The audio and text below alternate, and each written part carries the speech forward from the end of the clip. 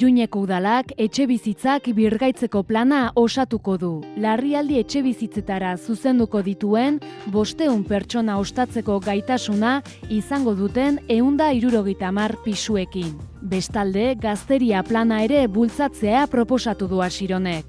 Alokairu babesa izango duten 300 etxebizitzen bitartez. Aloka programa sustatzera konprometitu da bestalde udala. Gaur egun hutsik dauden etxebizitzak merkaturatuz. Josea Baurrea alkateordearekin hitz egin dugu plan hauen inguruan eta etorkizuneko egoera nola aurreikusten duen azaldu digu. Etxebizitzaren asuntoa izan da importantenetariko bat gurentzako, egin dugu kontutan hartu behar da, hemen heldu ginen momentuan aurkitu genen izan zen ez zegoela ez zegoela etxebizitza bulegorik, ez zegoela etxebizitzaren inguruko politikarik, genitun udala berak hainbat eta etxebizitza hutsik, hor horituko zarete zegoela lelo bat, esaten zuen, etxebizitza jenderik gabe eta hutsik, eta orduan hori horretara dedikatu genuen hasieratik. Nik uste lan desente egin da, 4 urte hauetan, eta orduan oinarriak kokaturik ditugu. Irail honetan 130 bizitza pres izango ditugu, eta orduan guzti horrekin planteatzen duguna da lanketa bat, beste parametro batzutan. Uste genuen hasierako lana eta ezinbestekoa eta urgentzia gehien zen emergentziarako bizitzak kokatzea, jartzea martxan. Eta horretaz gain egin nahi dugu onartu berria dagoen ordenantza, etxebizitza hutsen inguruko ordenantza batekin lanketa bat egin, eta aldi berean ere ari gara eta planteatzen dugu 300 bizitza alokairun, horietatik erdia edo izatea gazteentzako eta beraiek emantzipaziorako izateko baliabide ez. Eta beste aldetikan ere gaude punto botatzeko beste historia bat, gurentzako orain minoritario eta txikia bada nik uste potentziala handia duela eta da etxebizitza kolaboratiboak, ditugu 3 talde lantzeko eta prestatzen ari gara hurrengo astean bada gustatuko litzaiduke botatzea lehenbiziko plegoa eta solar batzuk, udalak dituen solar batzuk kaleratzea eta martxan jartzea dinamika bat. Hori, estatu mailan ere badira beste esperientzia batzuk, baina bereziki Europako iparraldean horrelako esperientzia zabalduta dago eta gurentzako oso interesgarria da. Pertsona bakoitzaren bere bizitza antolatzeko, bizitza duina eta esklusioan eta bazterketa sozialean ez erortzeko ezinbestekoa dela bi kontu bereziki. Badira beste batzuk gehiago, baina bada lana eta etxe bizitza ez. Eta orduan uste genuen hiri honetan Iruña dela ongi bizitzen den hiri bat eta nik uste kapaz garela banatzeko dagoen aberastasuna, ez gara oso aberatsak, baina nahikoa dugu nik uste ez izateko pertsona bat ere etxe bizitzarik gabekoa. Orduan uste genuen hori ezinbestekoa. Ez da soilik planteamendu politiko bat, nik uste dela planteamendu soziala eta inkluso etiko. Orduan horregatik esan genuen lehenik eta behin horrelako arazo bat. Hori lotuta, adibidez, 4 urte hauetan handitu ditugula laguntza soziala 130 pikotan. Orduan nik uste hori dela zinbestekoa. Gizarte bezala elkartasunaz badugu lantzen, ez dago gerorik. Etxebizitza egia da, askotan esaten dugu, gaztei begira, horregatik esaten dugu erdia edo, ez? Baita ere egin dugu kontu polito bat martxan dagoena, udazkenean osotasunean egonen daia prestaturik, eta bada eraikin bat, gurea zen eraikin bat, hutsik zegoen beste batzuk bezala, eta egin duguna izan da kolibin bat, kolibin da izenekoa, eta hor dago, hor daude egonen dira gazteak eta gazteak ez direnak bizitzen eta bizitziaz gain ere egingo dituzte ikerketak, innovazio sozialerako ingurukoa eta hori nik uste oso polita dela ez. Orduan kasu honetan diozu, soilik gazteentzako ez, nik uste bizitzean zehar jendeak dituela hainbat gora berak eta nik uste mundu guztiak eskubidea du bizitza ez izateko propioki, baina bai bizitzaz gozatzeko eta izateko aukera. Orduan, nik uste hori dela eskubideen artean, eskubide sozialen artean lehenetariko bat. Eta nik uste hortan administrazio publiko guztiek hartu behar dugu gure gain eta hori eskubide ere bete. Bueno, beharrak egoren dira guztietan.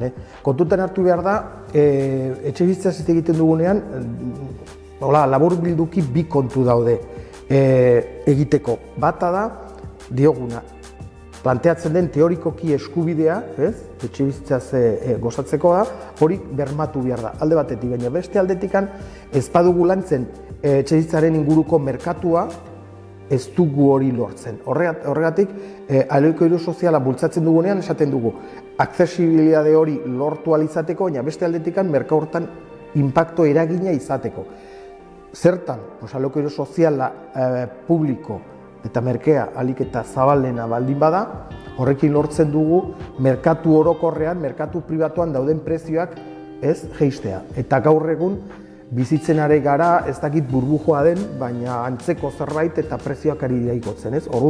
Horren garrantzia ere badu. Esaten du, alde batetik lortzen dugu baliabide ekonomikoak ez dituen jendeari eskaintza hori egiteko, baina aldi berean ari gara merkatu pribatuan prezioak kontrolatzen eta horretarako ere ahaleginak egin behar dira. Bueno, aloka plana da, badago beste arazo bat, eta da, Iruñean badira inguru, oraindik dira estadistikak, ari gara zeinso bat egiten, Nafarroaren eskutikan, kalkulatzen dira 5.000 inguru bizitza hutsik. Horrek ere eragina du, pentsa dezagun, horrelako guztiak ez badira erdia, soilik erdia, 2.500 bizitza kapaz izango bagina merkatura ateratzeko, eskaintza izugarria izango genuke, segurenik asetzeko dagoen demanda guztiak eta horrekin batera prezioa jaitsiko zen izugarri. Hori egia esan da ez da erreala, urte batean bietan ez da erreala. Baina behi ari garaia prestatzen ordenantza, esaten dugu. Baina aloka proiektua ez da nolabait soilik zerga bat bultzatzeko. Ez, bada guk egin nahi dugu sortutako etxebizitza bulegoarekin, harremanetan jarri, zuzenean, bizitza hutsik duen jendearekin, eta eskaini, eta esan, begira, daukazu, zuk, zure egoera, zure bizitza babesteko daude neurri batzuk, eta alokairuan jartzen baduzu, bi nolabait onura hartuko dituzu. Alde batetik onura zuzena, zen alokairu badego hutsik egon beharrean, dirua ateratzen diozu etxebizitzari, baina beste aldetikan horrekin, eta gehitu hainbat eta hainbat bizitza ateratzen dira merkatura lortzen dugu gero beste onura sozial handi bat. Orduan, hortan dedikatuko gara 4 urte hauetan eta hasiera batean kostatuko zaigu, baina guk esperantza dugu izateko gero nahiko arraskatatxoa. Guk lehen komentatu dugu, aurkitu genitun gutxi gora bera 170 bizitza birraitzeko aukerarekin. Abandonaturik ziren guztiz. Eta horren planteatu genuen. Hauek guztiak, hasiera batean bintzat, emergentziako etxebizitzaren dako ingo dugu. Jada, irailerako 130 izanen dugu, 150 barkatu, eta maiatzaren 9 onartu genuen 1.000.000 bat espreski 170 horietara heltzeko. Orduan, esan dezagun, 4 urte gutxi gora bera horietan, lortuko dugu guztiak pres izatea, eta orduan, guk esaten dugu, bankuari esatea, oiga, hor daukazuen etxebizitza hutsik guztiak merkatura atera eta ez dakizta bestea, ongi dago, baina guk geuk baldin baditu, hainbeste etxebizitza hutsik, esaten den bezala, lehenbiziko, nolabait, hori guk ezin diogu beste bateria esan ez badugu guk gure lan propia egiten, hortara dedikatu gara, espresketa sakonki eta jarraituko dugu lan horrekin bai. Daude hainbat auzotan, esan dezakegu Bustintzurin, Errotxapean, Aldezarren ere badira, eta kasu honetan Errotxapeako San Pedroko auzoan ere badira hainbat, baina baditugu gero beste batzuk zailagoak dira, zeren kasu honetan ez gara ari etxebizitza solteak konpontzen, berkaitzen bezik, eta egin behar dugu eraikin osoa. Eta baitugu bi alde batetik bigarren zabalguneko eraikin batean, baitugu 70 gora bera, eta gero daukagu beste eraikin bat, autobus geltoki zarrean, hori eztabaidan dago, baina baditugu. Orduan, eta gero ari gara horiek eraikin osoa, baina badaga ere egiteko, eta gero baditugu hemen alde zarrean ari gara PCH-ren bidez, egiten duguna da nolabait, bergeitzeko nolabait ekonomikoki ruinosoa den planteamentua, guk partikularrekin, bizi lagunekin egiten dugun nolabait tratoa, eta hartzen dugu bizitza horiek, eraikinak, planteatzen dugu, berritzen dugu, eta gero berriz ere nolabait bengo jendea kokatzen dugu bizitza horietan. Eta nolabait sortzen dugu efekto domino bezalako bat, eta hortarako jarri berria ditugu 5 milioi eta 400 euro. Ez da nahikoa, guk askoz gehiago nahiko genuke eta hirua badugu.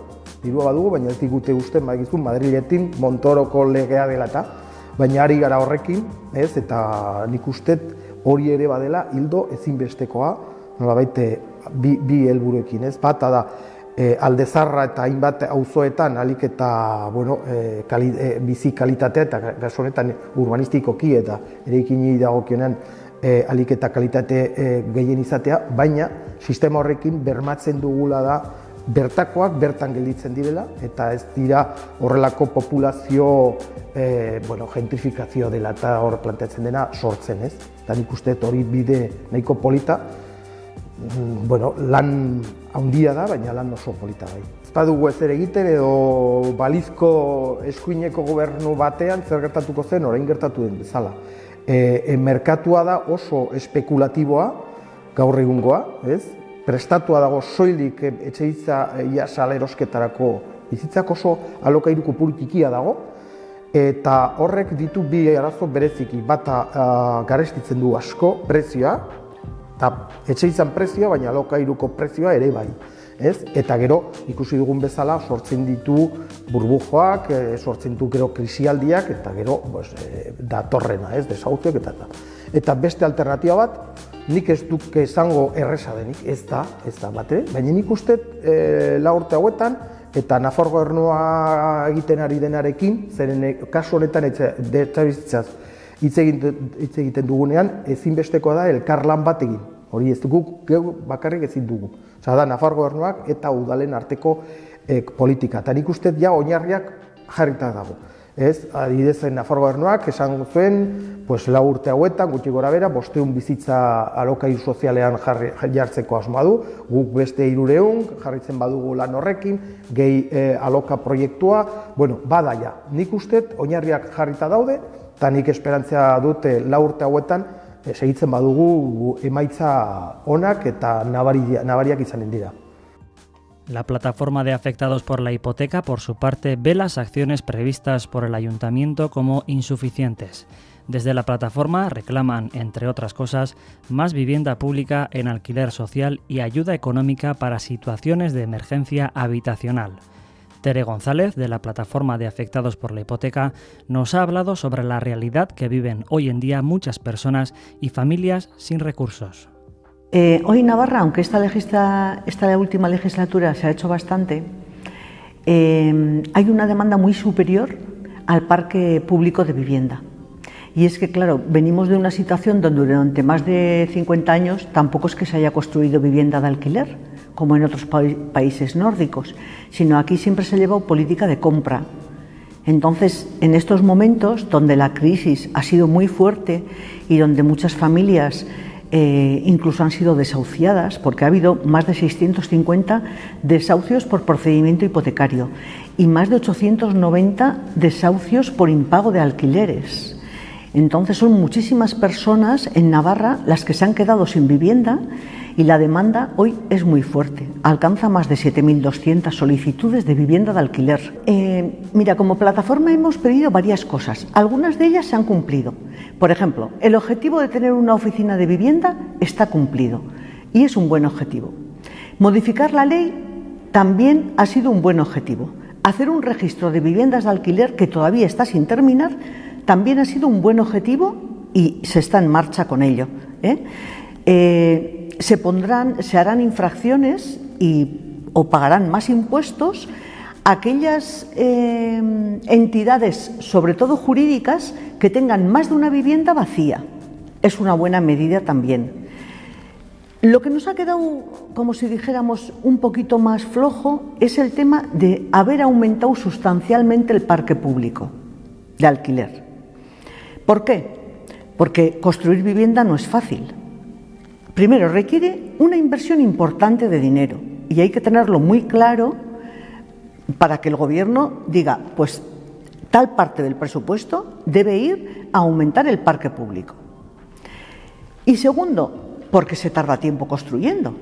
Entonces este Gobierno ha puesto en marcha la construcción pues, de 525 viviendas y, sin embargo, no va a poder entregar la llave de ninguna en esta legislatura. Va a tener que ser en la siguiente legislatura donde algunas de esas viviendas abran la puerta a algunas familias. Yo creo que la asignatura pendiente es dar también respuesta a lo que es emergencia habitacional. Y es que aquí en la PA del Casco Viejo se suele reunir mucha gente. Los jueves hemos solido estar más de 70 familias, muchas de ellas monoparentales, con niños a su cargo, que viven en una habitación realquilada, en lo que solemos llamar normalmente pisos patera. Claro, sin contratos de alquiler, sin recibos, durmiendo madre y 2 niños, madre y 3 niños en una misma cama, con derecho únicamente a balda de frigorífico, con turnos para poder ir al baño a ducharse, niños que se hacen pis por el pasillo porque el baño está ocupado.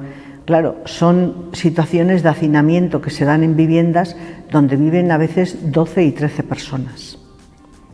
Normalmente, muchas de estas familias son además inmigrantes y hemos detectado un problema, y es que el mercado privado de alquiler, las inmobiliarias, no quieren alquilar a estas familias los pisos.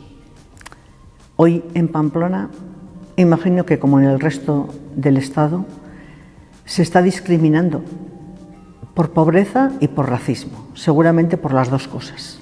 Y entonces en las inmobiliarias, al haber tanta demanda de alquiler, eligen a quién alquilar y no quieren alquilar a la gente pobre. ¿La solución cuál es? Que sea Gobierno de Navarra quien pueda alquilar a todas estas familias vivienda de alquiler. Por eso es muy importante que el Gobierno de Navarra haga políticas para recuperar la vivienda que está vacía, recuperarla para el parque público de alquiler. Que la compre o que siga con la campaña de déjame esa residencia que tú la tienes cerrada, yo la alquilo y respondo con seguros frente a impagos y frente a arreglos, ¿no? Que son campañas que el Gobierno de Navarra ya ha hecho. Pero no están dando todavía muy buen resultado y únicamente hay 600 viviendas de estas de lo que llaman de propiedad privada, pero que las alquila el Gobierno de Navarra. Son pocas. La demanda es mucho mayor.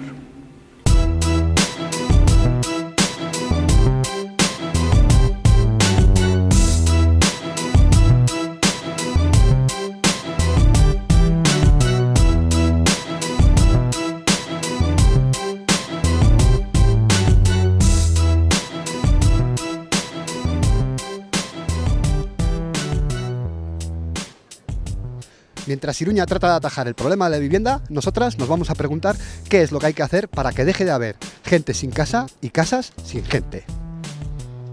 Hay casas vacías, ¿no? Y familias enteras viviendo en una habitación. ¿Por qué crees tú que pasa esto? Porque está todo mal gestionado desde arriba, supongo. Porque no hay trabajo para esas familias y los pisos son muy caros, por ejemplo. Por la pobreza. Se llama especulación, claro. Al final lo que hay es una subida de precios sin control en precio de vivienda en propiedad y en alquiler. El Estado no quiere regular eso porque priman los intereses del capital y lo pagamos pues los demás, claro. Bueno, yo creo que también es la economía que estamos teniendo y el tipo de trabajo que no es lo habitual para poder vivir una familia entera en una casa propia. Entonces, bueno, hay muchas dificultades en las que tenemos que seguir adelante. Se supone que el derecho a la vivienda es un derecho que está reflejado en la Constitución, ¿no? Hay un montón de partidos que están todo el día con la Constitución para arriba, con la Constitución para abajo. ¿Por qué esos partidos que tanto hablan de la Constitución no dicen nada? No lo cumplen, no sé, se ve que no les importa la verdad. Porque a ellos no les conviene, ellos van siempre al lado de los del dinero y entonces las familias que están sin casa pues no les importan tanto como dicen. Bueno, yo creo que eso se lo han leído un poquito por encima, ¿no? Lo que pone en la Constitución, para que no les pille de sorpresa las preguntas, pero bueno, tampoco... Sí, bueno, derecho a la vivienda, buen chiste, está bien, está bien. Porque precisamente son los que tienen conexión con toda esa gente que tiene propiedades. O sea, precisamente por eso, la Constitución la cumplen cuando a ellos les conviene, o piden que se cumpla. O sea, ni referéndums, ni historias que rompan su status quo, porque al final pues todos son intereses económicos principalmente, y luego de poder también, porque todo va ligado. Bueno, eso ahora lo hacen mucho por el sistema de elecciones que tenemos ahora y bueno, para intentar que les votemos o que les ayudemos y luego nosotros pues nos caemos. Eso es, a luchar y como puedas y... Hombre, porque el papel lo aguantó todo. Quiero decir, la Carta Magna no deja de ser un papel con sus pros, sus contras, que de todo tiene. Es decir, luego se escriben ahí unos derechos universales y lo que prima en el día a día es el interés del capital. ¿Qué habría que hacer para garantizar el derecho a la vivienda de todas y todos? ¿Qué habría que hacer? No privatizar tanto las cosas, me imagino, ¿no? No sé, hacer un poquito más por los demás y menos por uno mismo, sobre todo los que tienen poder y los que pueden, digamos, cambiar esto, ¿no? Yo creo que la mayor parte, creo que la juventud deberíamos salir mucho más a la calle, ya que nuestros abuelos y nuestras tendencias pues lucharon un montón. Eso creo que ya lo hemos perdido y la juventud estamos un poco asentados y tenemos que luchar un poco más. Regular el alquiler seguro primero y multar a la gente que tenga, sobre todo las grandes fortunas que tienen edificios enteros que no los alquilan para especular, pues o multarles o impuestos o... ¿Quién tiene más pisos, los bancos o la iglesia? Buena pregunta. Yo creo que los bancos. La iglesia, no sé, quizá tenga más propiedades, pero de otro tipo, no solamente viviendas, ¿no? Pues ahí andarán, no tengo ni idea exactamente cómo están, pero los dos muchos. Los bancos, ¿no? Sí, creo. Supongo, no sé. Yo creo que ahí andan, ¿eh? Pero yo creo que más los bancos. Porque quizás cuando tú no estás pagando una hipoteca o lo que sea, te cogen y te lo quitan y da igual que tengas 80, 90, que tengas un hijo enfermo y nos echan de la calle. Creo que es inhumano donde estamos viviendo ahora mismo. Hay muchos pisos en propiedad de gente que ni los usa, ni los quiere usar, ni los quiere alquilar, porque así también sube el precio y se especula con eso y la gente se tiene que ir de los barrios precisamente por el interés de 4 energúmenos. Habrá que mirarlo por ahí en los datos, no sé. Yo no. ¿Tú no tienes? No, aquí no.